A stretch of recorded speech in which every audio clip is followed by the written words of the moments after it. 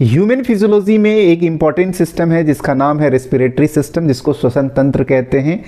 और respiratory system में कुछ बायो टर्म्स ऐसे हैं जिसको अगर आप जान लेते हो तो बड़े आसान तरीके से जो है आप कोई भी बुक्स जो है पढ़ सकते हो किसी भी कॉम्पिटिटिव एग्जाम्स के लिए या बोर्ड एग्जाम आपको देने हैं उसके लिए। तो कौन कौन सा टर्म्स होने वाला है जो आपके रेस्पिरेटरी सिस्टम को जो है ईजी कर देगा, उसमें पहले नंबर पे आएगा आपका ब्रीदिंग। दूसरे नंबर पे हम देखेंगे कि ब्रीदिंग और रेस्पिरेशन में क्या डिफरेंस है एग्जैक्टली उसको हम समझेंगे। तीसरे नंबर पे हम बात कर सकते हैं वेंटिलेशन का, वेंटिलेशन जो है बार बार आएगा। चौथे नंबर पे हम बात करेंगे रेस्पिरेटरी रेट। और पांचवें नंबर पे जो की बायोटर्म आज मैं आपको बताने वाला हूं वो है आपका डायफ्राम। आप पढ़े तो बहुत जगह होंगे, लेकिन ये जो है प्रॉब्लमेटिक जो की बायोटर्म है, अगर आप इसको जान लेते हो तो आपका सफ़र बहुत आसान हो जाएगा रेस्पिरेटरी सिस्टम का। तो आइए व्हाइट बोर्ड पे चलते हैं और समझने की कोशिश करते हैं। तो पहले से दो टर्म लिखा हुआ है यहाँ पे, एक है आपका ब्रीदिंग और दूसरा है रेस्पिरेशन। बहुत सारे स्टूडेंट को इसमें जो है बहुत हद तक क्लियर कट अंडरस्टैंडिंग नहीं है कि ब्रीदिंग और रेस्पिरेशन में एग्जैक्टली क्या अंतर होगा। तो जब भी आप याद रखना, जब भी फिजिकल प्रोसेस का बात करेंगे तो वो किसके अंदर आएगा, ब्रीदिंग के अंदर। तो यहाँ पे देखिए ब्रीदिंग में क्या है, फिजिकल प्रोसेस, ये अंडरलाइन करने वाला पॉइंट है, physical process of inhaling and exhaling air. यानी कि जो एयर आप अंदर लेते हो उस प्रोसेस को कहते हैं इनहेलेशन, और जो आपका लंग से एयर बाहर आता है एटमॉस्फेयर में उसको कहते हैं एक्सहेलेशन। तो ये दो फेज में कंप्लीट होगा। एक को कहेंगे इनहेलिंग, इनहेलिंग के प्रोसेस को क्या कहेंगे हम लोग, इंस्पिरेशन भी कहेंगे, और एक्सपिरेशन क्या हो जाएगा, किसके लिए हो जाएगा, एक्सहेलिंग के लिए। तो आई होप कि आपका जो है ब्रीदिंग क्लियर हो गया होगा। अब रेस्पिरेशन वहीं दूसरी तरफ क्या है, केमिकल प्रोसेस। तो इसको अंडरलाइन कर लेंगे और समझेंगे केमिकल प्रोसेस किसका, ऑफ एक्सचेंजिंग। यहां देखिए यहां पे कीवर्ड क्या है, एक्सचेंजिंग। तो एक्सचेंजिंग किसका, ऑक्सीजन का और कार्बन डाइऑक्साइड का। तो किसके किसके बीच में एक्सचेंज होगा, ब्रीदिंग में तो पता चल गया कि ब्रीदिंग में एटमॉस्फेरिक एयर जो है लंग्स में जाएगा और लंग्स से जो है फिर कार्बन डाइऑक्साइड एटमॉस्फेयर में आ जाएगा। लेकिन यहां पे आपको याद रखना है कि रेस्पिरेशन क्या है, सेलुलर प्रोसेस है। इसका मतलब ये किस में होगा, सेल्स में होगा। तो ये यहां से क्वेश्चन आ सकता है और कॉन्सेप्ट को भी आप डेवलप कर सकते हैं। अब सेलुलर प्रोसेस है तो क्या होगा, ऑक्सीजन को टेकन इन यानी कि अंदर लिया जाएगा और डिस्ट्रीब्यूटेड किया जाएगा थ्रू आउट द बॉडी। तो थ्रू आउट द बॉडी में डिस्ट्रीब्यूशन का काम किसका है, रेस्पिरेशन का। अब रेस्पिरेशन को एक इक्वेशन से भी हम लोग समझ सकते हैं। तो रेस्पिरेशन बेसिकली क्यों होता है आप समझिए, क्यों रिक्वायरमेंट है रेस्पिरेशन का। तो जैसे आप फूड को लेते हो ना, तो फूड जैसे आपके बॉडी के अंदर जाता है तो उसको अल्टीमेटली किस में टूटना है, ग्लूकोज में। तो यहां पे मैं लिख देता हूं आपको ग्लूकोज। आप फॉर्मूला जानते हो कि ग्लूकोज का C6H12 और O6, ये आपका ग्लूकोज का क्या है, फॉर्मूला है। ग्लूकोज को ब्रेक डाउन होने के लिए उसको जो है ऑक्सीजन की जरूरत होती है। तो यहां पे आपको ऑक्सीजन की जरूरत होगी। अब ऑक्सीजन होगा तो इसको हम लोग कहेंगे क्या, ये जो प्रोसेस है रेस्पिरेशन का इसको कहेंगे एरोबिक रेस्पिरेशन। क्यों, क्योंकि आपने ऑक्सीजन यूज किया है तो इसको क्या कहेंगे, एरोबिक रेस्पिरेशन। इसको ध्यान रखेंगे, एरोबिक रेस्पिरेशन।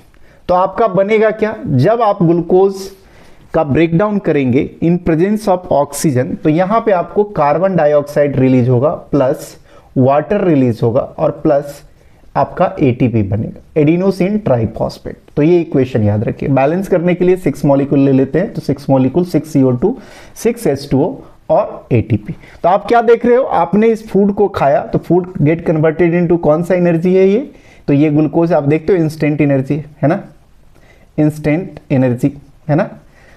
तो इंस्टेंट एनर्जी ग्लूकोज क्या होता है, आप जानते हो कि मोनोसैकेराइड्स होते हैं।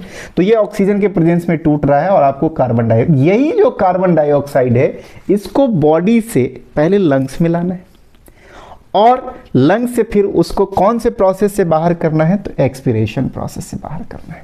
और इस ऑक्सीजन को थ्रू आउट दी बॉडी में ले जाना है, वो प्रोसेस कौन सा रहेगा, रेस्पिरेशन। अब ये जो है आपका एटीपी, यही है आपका energy.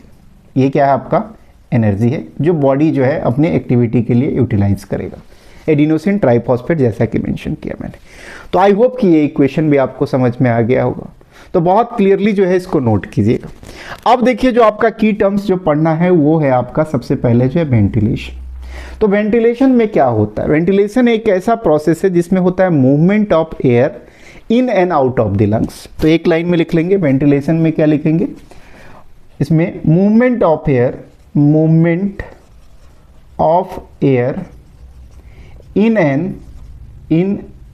And out of the lungs, इस प्रोसेस को क्या कहते हैं, वेंटिलेशन। जब भी आप पढ़ोगे ना तो वेंटिलेशन में आपको ये कॉन्सेप्ट जानने होंगे, नहीं तो फिर मज़ा नहीं आएगा आपको रेस्पिरेटरी सिस्टम पढ़ने में। आप देखेंगे ना मैकेनिज्म ऑफ इनहेलेशन और एक्सहेलेशन भी पढ़ेंगे ना, इंस्पिरेशन और एक्सपिरेशन, वहाँ पे भी आपको वेंटिलेशन।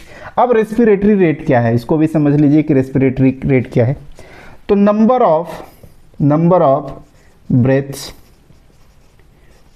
टेकन पर मिनट, इसको हम लोग क्या कहेंगे, रेस्पिरेटरी रेट।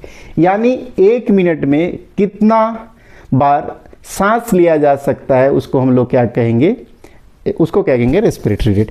ब्रेथ का क्या मतलब है वो भी समझ लीजिए। एक ब्रेथ बराबर क्या होता है, एक ब्रेथ बराबर क्या होगा, 1 इनहेलेशन और प्लस 1 एक्सहेलेशन।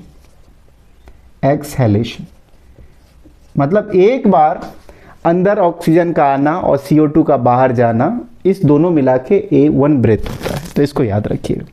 तो दूसरा टर्म आपको क्लियर हो गया, रेस्पिरेटरी। तीसरा है आपका डायफ्राम। डायफ्राम क्या है, तो डायफ्राम याद रखिएगा एक मसल है, मसल। ये क्या है, एक मसल है। अब इसका काम क्या है आप समझ लीजिए। तो मैं यहाँ पे जगह थोड़ा सा यहाँ बना के ऊपर में आपको बता देता हूँ, इस वाले जगह में। तो देखिए यहाँ पे, तो मान लीजिए ये एक रफ डायग्राम है, किसी भी व्यक्ति का रफ डायग्राम। तो डायफ्राम जो होता है एक मस्कुलर स्ट्रक्चर है, मसल है, जो क्या करता है, थोरैसिक कैविटी को, तो ऊपर वाला होता है कौन सा, थोरैसिक, जो चेस्ट वाला कैविटी होता है ना, तो थोरैसिक कैविटी को एब्डोमिनल मतलब होता है पेट वाले कैविटी, डोमिनल कैविटी से सेपरेट करता है। तो ये क्वेश्चन आ सकता है कि थोरैसिक कैविटीज को एब्डोमिनल कैविटी से सेपरेट करने वाले मस्कुलर स्ट्रक्चर को क्या कहते हैं, उसको हम लोग क्या कह देंगे, डायफ्राम। और क्या कर सकता है डायफ्राम, तो डायफ्राम जो है लंग्स को हेल्प करता है एक्सपेंड और कॉन्ट्रैक्ट होने में, ताकि जो है गैसेस एक्सचेंज जो है प्रॉपरली हो सके। तो इस basics of respiratory system part 1 में आपको इतना तो क्लियर हो गया कि ब्रीदिंग क्या होगा। उसके बाद आप रेस्पिरेशन को समझ गए, रेस्पिरेशन का इक्वेशन ह्यूमन में मैंने आपको बता दिया। उसके बाद आपने टर्म्स देखे कौन कौन से, एक में था वेंटिलेशन, दूसरा था रेस्पिरेटरी रेट और तीसरा था डायफ्राम। इस सारे को नोट कर लीजिए और कैसा लगा वीडियो कमेंट करके ज़रूर बताइएगा। चैनल पे नए हैं तो चैनल को लाइक कर लो, सब्सक्राइब करो, बेल आइकन को प्रेस करो, इस तरह के वीडियो का नोटिफिकेशन आपको मिलता रहेगा। Thank you so much for watching. Thank you.